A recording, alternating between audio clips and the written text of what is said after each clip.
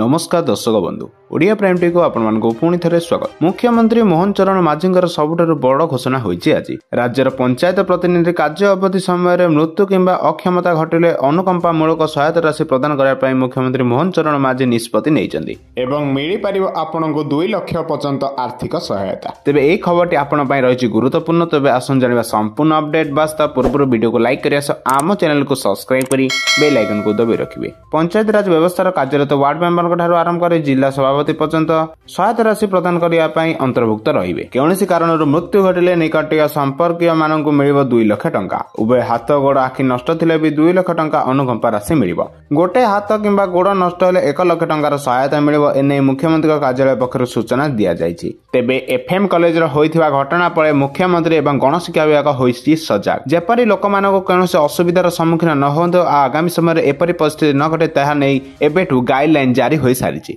तेबे आगामी समय सरकार कौन नूतन अपडेट आछि ताहा जानिया पय आम चैनल संगे जोड़ी होई रहंतु। धन्यवाद।